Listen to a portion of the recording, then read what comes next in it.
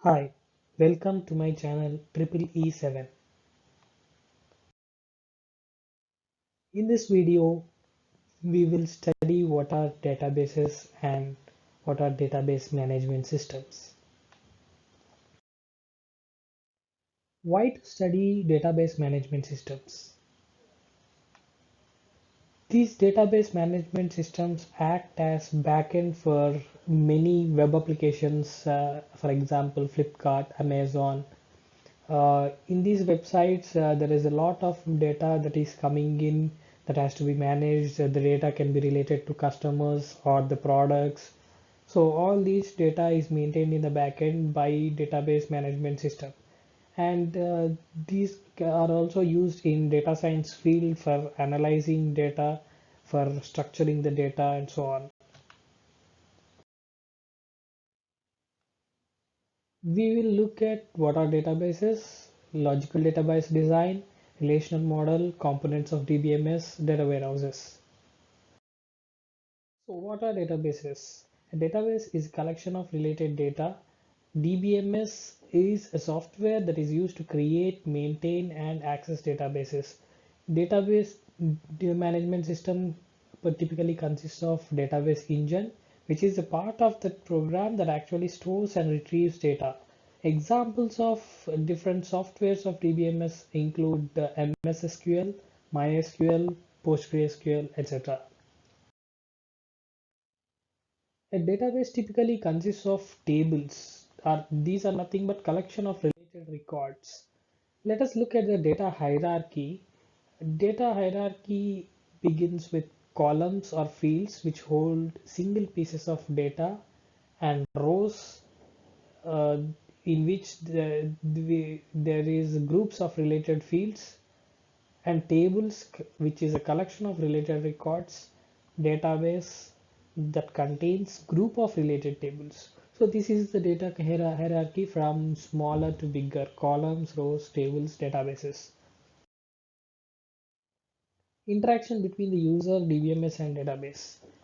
So when a user makes a request for information to database management system, and this DBMS searches the database and retrieves the information that is requested by the user and returns it to the user. That is how the DBMS works. So what is a logical database design? Before looking into that, let us see what is a physical view. Physical view of data is nothing but that is stored on hard disk, magnetic tapes, CDs, etc. The logical view is how information appears to users and how it can be organized and retrieved. So let us look at the data models. Data models determine how data is created, represented, organized, and maintained. Data models contain the structure of data, operations, and integrity rules. Integrity rules are nothing but how different tables are related to each other and how different columns are linked. That is what integrity means. And in logical database design, there are different models. Let us look at hierarchical model. In this model, the relationships between records form a tree-like structure. So this is how a hierarchical model looks. As you can see, every sibling has only a single parent in this model, in this particular model. J has only one parent P4, K also has one parent P4, and so on.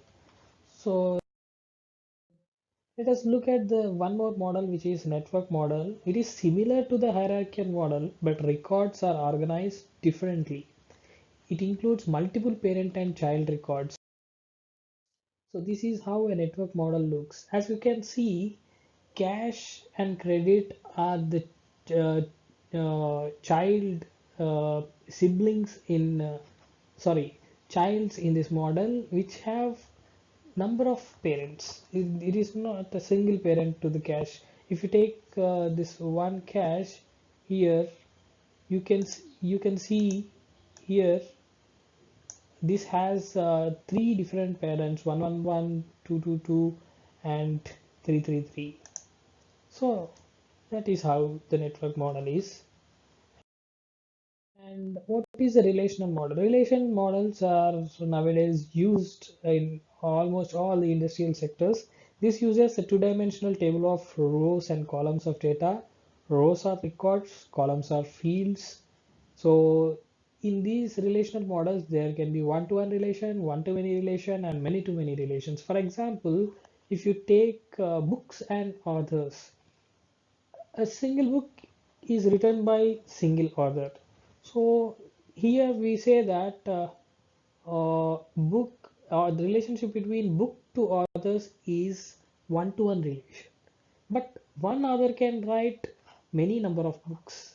So the relationship here is one-to-many relationships. And if you see the relation between authors and publishers, one author can go to different publishers for publishing different books, and similarly publishers can have different authors that they are publishing. So here the relationship is many to many. So that is how the relationships are explained. So in this relational model, let us look at the table customers, which has columns name, company, phone number, email address. So in this, as I have told you earlier, field is nothing but the column of the table, and record is nothing but the row in the table. And let us look at some things called primary key and foreign key, which are used to relate different tables in a database. So if you see this table, that is customers, and if you look at this column customer ID, you can observe that this column has unique values. Means if you take 6273 ID, you can get the information of the whole row that is there in that table. So this field is called primary key field. Primary key is a unique identifier of records in table, and these values may be generated manually or automatically by the DBMS software. So sometimes you come across situations where the primary key is not in a single column. If you consider this table, you cannot identify the data in a particular row using a single column uh, information.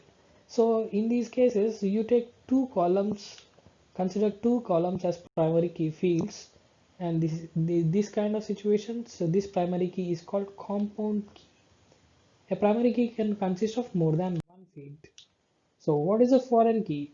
If consider these two tables, directors and movies, you have a director ID in directors table and also in movies table.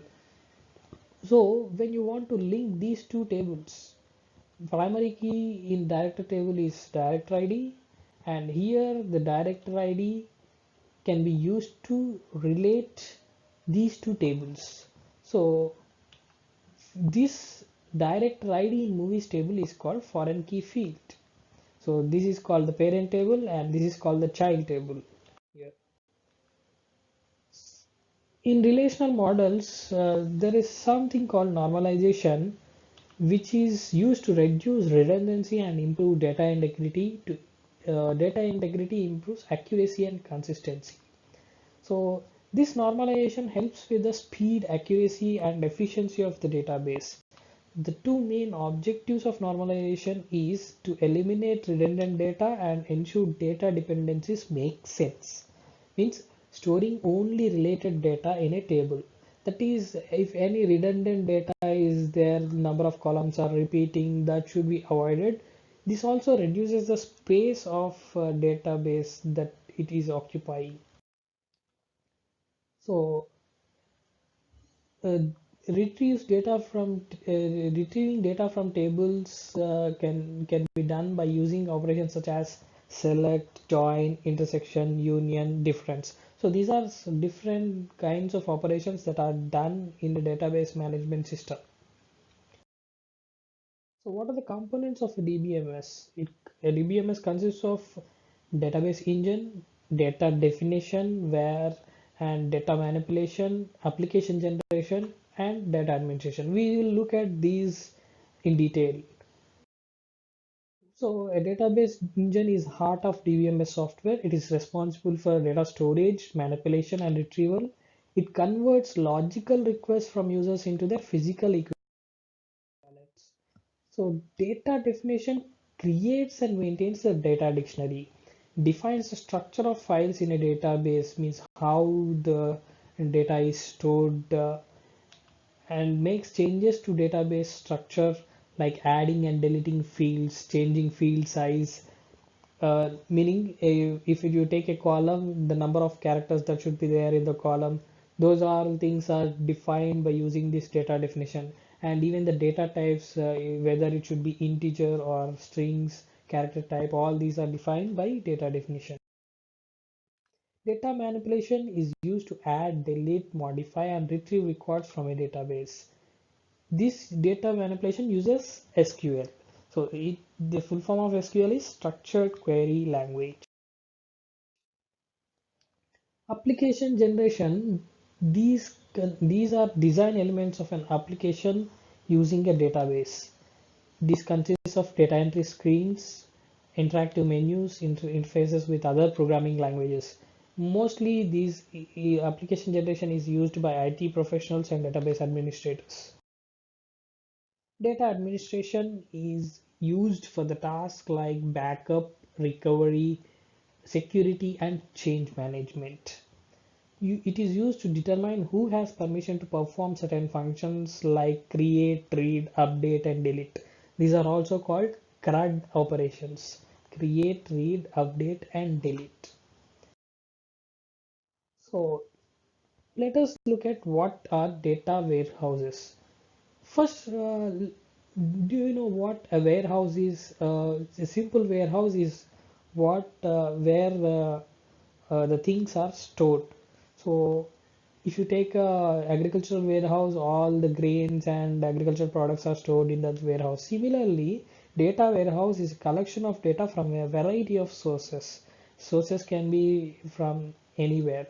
It is used to support decision making applications and generate business intelligence. They store multi-dimensional data. Let us look at the data warehouse configuration. Here you can see that uh, external data from external data sources, data is extracted and it is transformed and uh, loaded into a system. That system is called data warehouse. So from the data warehouse, OLAP analysis is done. OLAP is nothing but online analytical processing. And after doing analytical processing, then the data is used for decision making reports. So this is how a data warehouse is configured. So a data is extracted from different sources. It is transformed in such a way that suits the business application, and then it is loaded into the warehouse. Then it is analyzed. So till now you have seen what are databases and what is database management systems. Now let us look at means what are the basic things that you need to know in SQL. Means I will just give you what to learn at the start so that you will be getting comfortable handling data in database management systems. So these are the things that you need to learn. What are the data types, how to create the database, how to insert, alter the database, update, drop or truncate, which are used for deleting the tables, select, which is used for displaying the data, joins, which are used to join different tables, union, it is also used for joining different tables or creating a union between data, intersection also creates a intersection between data, and aggregate functions like total, average, etc. And views are nothing but it simplifies means it simplifies our task to view the data repeated times. Just if by clicking view, inserting a view function, you can look at the data and also store procedures. If these things you learn, then you will be getting comfortable with database management systems. So that's all about it. Thank you.